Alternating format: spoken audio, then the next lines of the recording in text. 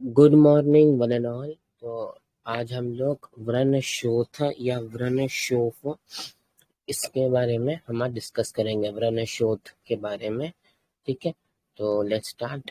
तो व्रणशोथ में सॉरी तो जो व्रणशोथ है इसमें ना 3 स्टेटस होते हैं, अपक्व या आम, पच्यमान और पक्व, मतलब आम अवस्था, पच्यमान अवस्था और पक्व अवस्था।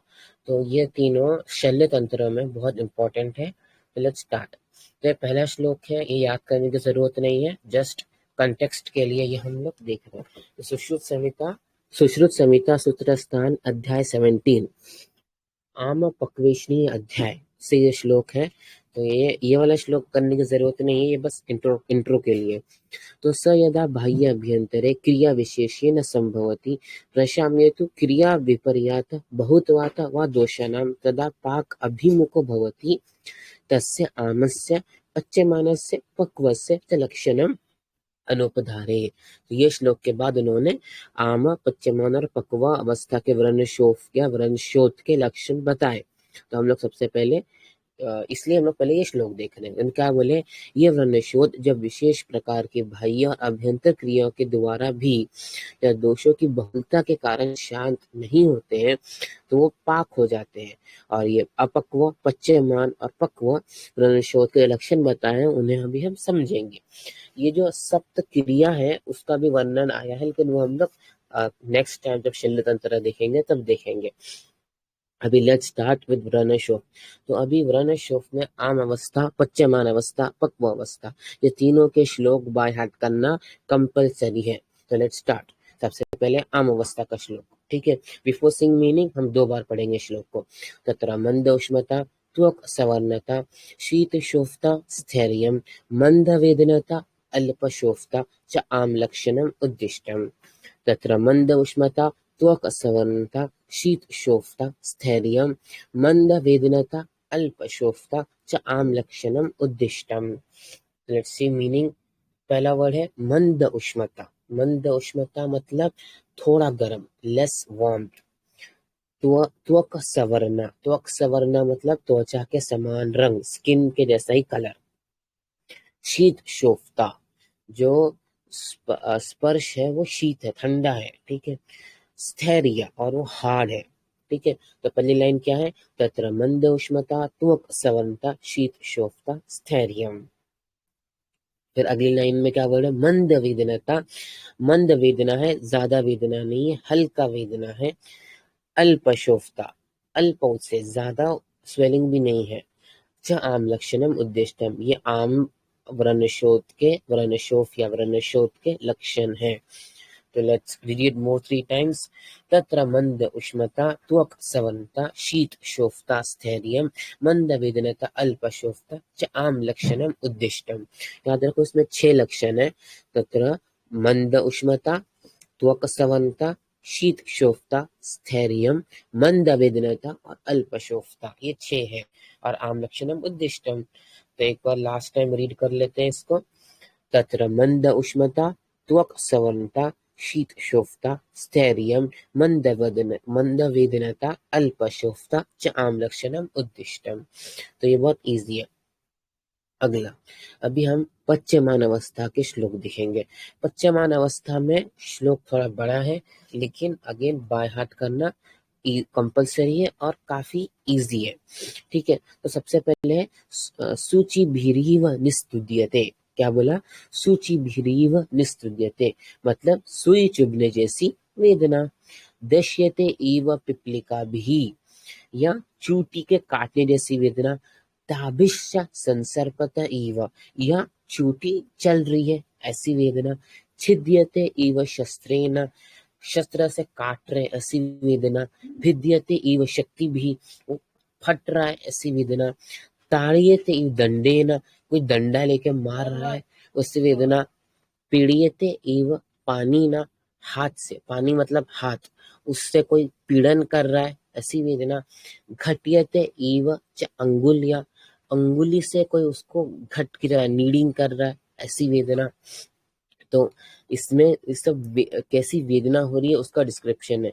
सूची भीरीव निस्तुद्यते, सुई चुभने से वेदना, दश्यते इव पिपलिका भी, चूटी काट रही ऐसी वेदना, ताबिश्च संसर्पत इव, चूटी चल रही है ऐसी वेदना, छिद्यते इव शस्त्रेण, शस्त्र से कट कर रहे हो ऐसी वेदना, भिद्यते इव शक्ति भी, फट रहा है ऐसी वेदना, ताड़यते इव दंडेन, कोई डंडे से मार रहा है ऐसी वेदना, पीड़यते इव पानीना, कोई हाथ से पीड़न कर रहा है, और घट्यते इव च अंगुलिया।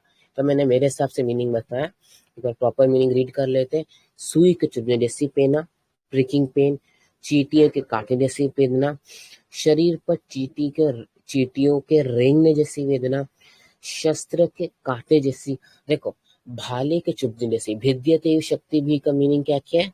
भाले के चुभने जैसी वेदना, स्टैबिंग पेन। फिर ताड़ियते दंडेना, दंडे से पीटे जैसी पेना। फिर पीड़ियते इव पानीना, हाथ से पीड़न जैसी वेदना, और अंगुली से रगड़ने जैसी।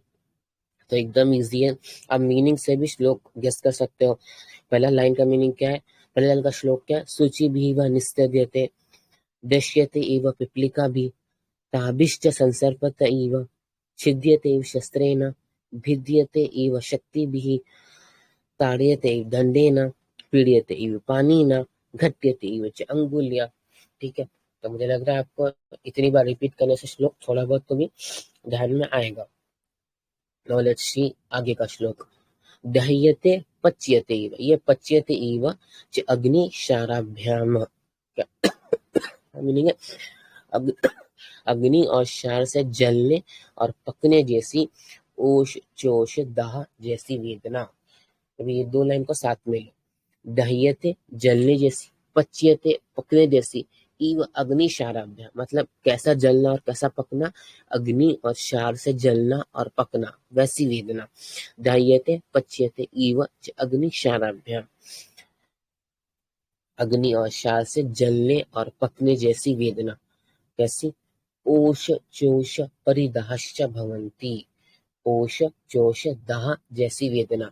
अभी आपको ओश चोश का मीनिंग अगर प्रॉपरली चाहिए तो ओश के लिए क्या वर्ड आया है? ओश एक देशी को दाहा, ओश के लिए क्या बोला है? एक देशी को दाहा। चोश के लिए क्या बोला है? चुष्यते इव वेदना विशेषः। और परिदाह के लिए क्या बोला है? परिसमन्तात् दाह परिदाह। तो ओश मतलब किसी एक जगह पे वेदना, चोश मतलब चूसने जैसी विशेष वेदना, और दाह मतलब पूरी जगह पर वेदना। ठीक है, तो ये दो लाइन थोड़ी सी हार्ड है, दो बार पढ़ते हैं। दह्यते पच्यते इव च अग्निशाराभ्याम, ओश चोश परिदाहश्च भवन्ति। दह्यते पच्यते इव च अग्निशाराभ्याम, ओश चोश परिदाहश्च भवन्ति। फिर आगे क्या है? वृश्चिका विद्ध इव च, वृश्चिका विद्ध इव मतलब बिच्छू के काटने जैसी वेदना। तो अभी तक हम लोग ने 1 2 3 4 5 6 7 8 9 और 10, हम लोगों ने 10 देखे एग्जाम्पल्स, कैसी वेदना हो सकती है, किस टाइप की वेदना हो सकती है। कितने? पूरे 10। देखो, सूची भी वनस्तुद्यते, दश्यते पिपलिका भी, ताभिश्च संसर्पत इव, छिद्यते शस्त्रेण, भिद्यते शक्ति भी, ताड़यते दंडेन, पीड़यते पानीना, घट्यते च अंगुल्या। फिर दह्यते पच्यते इव अग्निशाराभ्याम, ओष्टोष परिदाश्च भवन्ति। फिर वृश्चिका बुद्ध इव। तो ये हमने 10 जो है वो वेदना के एग्जाम्पल्स देखे। अभी हम आगे देखेंगे कि और क्या क्या लक्षण होंगे। स्थान संशयनेषु न शांतिम उपेति, स्थान संशयनेषु न शांतिम उपेति। इसको एक और तरीके से आप पढ़ सकते हो, स्थान असन शयनेषु न शांतिम उपेति, मतलब असन चाहे वो बैठे, चाहे शयन चाहे लेटे, शांति नहीं मिलती है, पेन होता ही रहता है।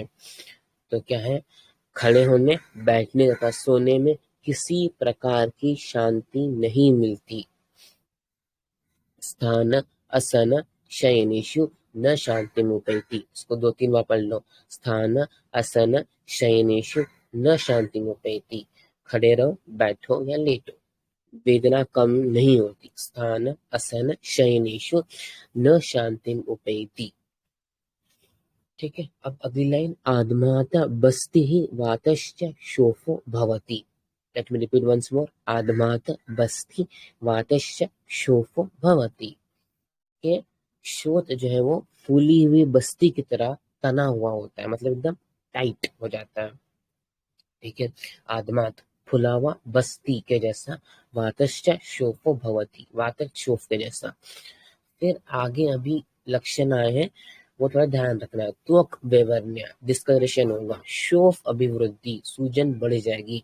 ज्वर, ये ज्वर होना है, वो थोड़ा मैकबुक में आके पीछे हो गया, ज्वर बुखार। दाह पिपासा, ये अपने को सिम्टम्स मिलेंगे, क्या क्या, शोफ अभिवृद्धि, सूजन बढ़ जाएगी, ज्वर बुखार आएगा, दाह जलेगा, पिपासा प्यास लगेगी, भक्त अरुचिष्ट, और भक्त में खाने में अरुचि लगेगी, पच्यमान लिंगम। ठीक है, त्वचा वैवन्य, शोथ बढ़ जाना, ज्वर दाह पिपासा, भोजन में अरुचि, ये लक्षण पच्यमान शोथ में पाए जाते हैं।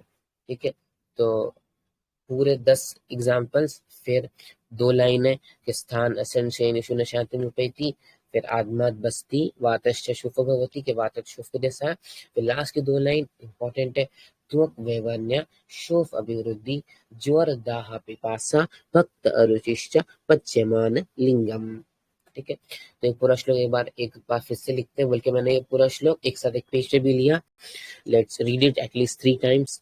शुचिभिरीव निस्तुद्यते, दश्यते इव पिप्लिकाभिः, ताभिश्च संसर्पत इव, छिद्यते इव शस्त्रेण, भिद्यते इव शक्तिभिः, ताड्यते इव दण्डेन, पीड्यते इव पानेन, घट्यते इव च अङ्गुल्या, दह्यते पच्यते इव च अग्निशाराभ्याम्, ऊष् परिदाहश्च भवन्ति, वृश्चिक विद्ध इव च स्थान असन शयनेषु न शान्तिमुपैति, आदमात् बस्ति वातश्च शोफ भवति, त्वक् वैवर्ण्य, शोफ अभिवृद्धि, ज्वर दाह पिपासा, भक्त अरुचि च पच्यमान लिंगम। वंस मोर, शुचिभिरीव निस्तुद्यते, दश्यते इव पिप्लिकाभिः, ताभिश्च संसर्पत इव, छिद्यते इव शस्त्रेण, भिद्यते इव शक्तिभिः, ताड्यते इव दण्डेन, पीड्यते इव पानेन, घट्यते इव च अङ्गुली, घट्यते इव च अङ्गुली, फिर घट्यते इव च अङ्गुल्य, दह्यते पच्यते इव च अग्निशाराभ्याम्, ओष्ठोष परिदाश्च भवन्ति, वृश्चिक विद्ध इव च स्थान असन शयनेषु न शान्तिमुपैति, आदमात् बस्ति वातश्च शोफो भवति, त्वक् वैवर्ण्य, शोफ अभिवृद्धि, ज्वर दाह पिपासा, भक्त अरुचिश्च पच्यमान लिंगम। ठीक है, एक बार लास्ट बार मेरी मन की शांति के लिए। ठीक है, पहला श्लोक क्या था, तत्र मंद उष्णता, त्वक संवरता, शीत शोफता, स्थैर्यम, मंद वेदनता, अल्प शोफता च आम लक्षणम उद्दिष्टम। इसमें 6 थे, मंद उष्मा, त्वक संवरता, शीत शोफता, स्थैर्य, मंद वेदनता, अल्प शोफता। ठीक है, और पच्यमान में 10 एग्जाम्पल्स हैं, तो 10 एग्जाम्पल्स के आगे की लाइंस करते हैं एक बार। क्या है 10 एग्जाम्पल्स के बाद, स्थान असन शयनेषु न शांति मुपैति, क्या खड़े रहो बैठे हो कुछ भी करो शांति नहीं मिलेगी। आदमात बस्ती वातशोफ भवति, उसमें बस्ती जैसा वातशोफ रहेगा या बस्ती फुली हुई रहेगी। फिर लास्ट के 2 लाइन, त्वक वैवर्ण्य, त्वक वैवर्ण्य स्किन डिस्कलरेशन, शोफ अभिवृद्धि, सूजन बढ़ जाएगी, ज्वर दाह पिपासा, ज्वर फीवर आएगा, दाह जलेगा, पिपासा ज्वर दाह पिपासा। उसके बाद भक्त रुचि, खाने में रुचि नहीं लगेगी, च पच्यमान लिंगम। ठीक है, तो वही है। अभी हम देखेंगे पक्वावस्था। ठीक है, पक्वावस्था का श्लोक भी इजी है। ठीक है, वेदना उपशांति ही, जो वेदना इतनी 10 टाइप्स की वेदना, वन ऑफ द 10 टाइप्स जो पच्यमान में रहती है वो पक्व में शांत हो जाएगी। पांडुता, स्किन दोबारा व्हाइट हो जाएगी। अल्पशोफता, सूजन थोड़ी कम हो जाएगी। वली प्रादुर्भाव, जो स्किन टाइट थी वो रिंकल्ड हो जाएगी। त्वक परिपुटनम, ठीक है, और त्वक में थोड़े क्रैक्स आ जाएंगे। ठीक है, तो जब पहले 5 लाइन है ना, पहले 5 वर्ड है। वेदना उपशांति, वेदना शांति, त्वचा पांडुता, ठीक है, पांडु त्वचा हो जाएगी, पांडुता त्वचा नहीं पांडुता, अल्प शोफता शोफ कम हो जाएगी, वली प्रादुर्भाव झुर्रियां आ जाएगी, त्वक त्वक परिपूटनम त्वक जो है वो हट जाएगा, ठीक है। उसके बाद निम्न दर्शनम अंगुल्य अवपीड़िते प्रति उन्नमनम, ठीक है। ये जो लाइन है मैं दोबारा पढ़ रहा हूँ, निम्न दर्शनम अंगुल्य अवपीड़िते प्रति उन्नमनम, यानी अगर हम उसको उंगली से दबाएंगे तो वो दब जाएगा, और जब उभारेंगे, जब उंगली हटा देंगे तो उभर के आ जाएगा। मतलब शोथ के अंगुलियों से दबाने पर दब जाना और फिर उभर जाना, शोथ का अंगुलियों से दबाने पर दब जाना और फिर उभर जाना। इसके लिए संस्कृत श्लोक क्या है, निम्न दर्शनम अंगुल्य अवपीड़ियते अवपीड़ियते प्रति उन्नमनम, निम्न दर्शनम अंगुल्य अवपीड़ियते प्रति उन्नमनम, शोथ की अंगुलियों से दबाने पर दब जाना और फिर उभर जाना, ठीक है। अभी आगे देखो, आगे ये लाइन इंपॉर्टेंट है। ये जो है वो सुश्रुत ने मॉडर्न डे फ्लक्चुएशन टेस्ट बताया है आज से इतने साल पहले। तो देखो कैसे बताया है, बस्त अविबोधक संचरणम पुयस्सा प्रपीड़ियते एक मंता मंते च अवपीड़िते। इस लाइन को दो बार पढ़ते हैं, बस्त अविबोधक संचरणम पुयस्य प्रपीड़ियते एक मंते मंते च अवपीड़िते, बस्त अविबोधक संचरणम पुयस्य परपीड़ियते एक मंतम मंते च अवपीड़िते। तो इसमें क्या बोल रहे हैं कि शोथ को एक और से दबाने पर, एक साइड से दबाएंगे तो मश्क में, बस्त में जैसे भरा हुआ पानी का संचरण होता है, उसी समान पुण्य का संचरण प्रतीत होता है। समझ रहे हो क्या बोल रहे हो, बस्त अविबोधक, जैसे मश्क में पुराने जमाने में पानी का मशकीजा होता था, या हॉट वाटर बैग ले लो, उसमें कैसा एक तरफ से दबाएंगे तो पानी दूसरी तरफ चला जाता है, वैसे ही संचरणम पुयस्सा, वैसे ही जब इसमें एक साइड पर पस को दबाएंगे तो पस दूसरे साइड चला जाएगा। इसी को हम क्या बोलते हैं, फ्लक्चुएशन टेस्ट। तो बस्त अविबोधक संचरणम पुयस्सा प्रपीड़ियत एक मंथे मंथे च पीड़िते, के जब प्रपीड़न, जब हम एक तरफ से पीड़ा देंगे, एक मंत्र एक तरफ से मनते तो दूसरी तरफ चला जाएगा, चाहे वह पीड़ित है, जब दूसरी तरफ दबाएंगे तो पहली तरफ आ जाएगा। तो ठीक है, तो ये अपना फ्लक्चुएशन टेस्ट, सुश्रुत में फ्लक्चुएशन टेस्ट कहाँ आया, तो यहाँ आया है, बस्त अवयोधक संचरणम पुयस्य प्रपीड़ियते एक मंता मंते च अवपीड़िते। फिर मुहुर मुहुर तोदह, बार बार सुई के चुभाने जैसी वेदना होती है। फिर कंडु उन्नता, वहां पर कंडु पैदा हो जाती है। व्याधि उपद्रव शांति ही, जो व्याधि के उपद्रव है वो शांत हो जाते हैं। भोजन अभी भक्त अभिकांक्षा, ये अभी काला नहीं है, अभी कांक्षा है कि भोजन में कांक्षा होती है, रुचि उत्पन्न होती है। च पक्वलिंगम, ये पक्वावस्था के लक्षण है। एक बार हम सारे लक्षण देखते हैं। क्या, वेदना उपशांति ही, वेदना का जाना, पांडुता, अल्पशोफता, वली प्रादुर्भाव, त्वक परिपूटनम, ठीक है, व्रिंकल्स आ जाएंगी और त्वक थोड़ी क्रैकिंग हो जाएगी। फिर निम्न दर्शनम अंगुल्य अवपीड़िते प्रति उन्नतम, निम्न दर्शनम अंगुल्य अवपीड़िते प्रति उन्नतम, के दबाएंगे तो दोबारा तो पिटिंग टेस्ट, निम्न दर्शनम अंगुल्य अवपीड़िते प्रति उन्नतम। तो अगली लाइन इंपॉर्टेंट है कि बस्त अविबोधक संचरणम पुयस्सा संचरणम पुयस्सा प्रपीड़ियते एक मंते मंते च अवपीड़िते। ये सबसे इम्पोर्टेंट के बस्त अविबोधक, एक जैसे पानी का मशकीजा या हॉट वाटर बैग जो अपन यूज करते, उसमें जैसे पानी को हम लोग यहाँ से वहाँ फ्लक्चुएट कर सकते हैं, वैसे ही इसमें पस यहाँ से वहाँ जाता है। उसके बाद क्या है, मुहुर मुहुर तोदा, सुई चुभने जैसी वेदना होती है। फिर कंडु उन्नतता, कंडु वहां पे खुजली होती है। व्याधि उपद्रव शांति, जो बाकी ज्वर इत्यादि लक्षण थे वो शांत हो जाते हैं। भक्त विकांक्षा और खाने में रुचि आती है। च पक्वलिंगम। तो इस तरीके से हमने आम, पच्यमान और पक्वा व्रणशोफ के लक्षण देखे।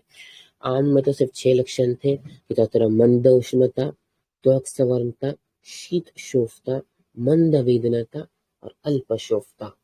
क्या क्या बोला मैंने? सबसे पहले मंद उष्णता, कम वामता, त्वक सवर्णता, शीत शोफता, फिर स्थैर्यम, फिर मंद वेदनता, अल्प शोफता। फिर पच्यमान में 10 वेदना जैसे थे।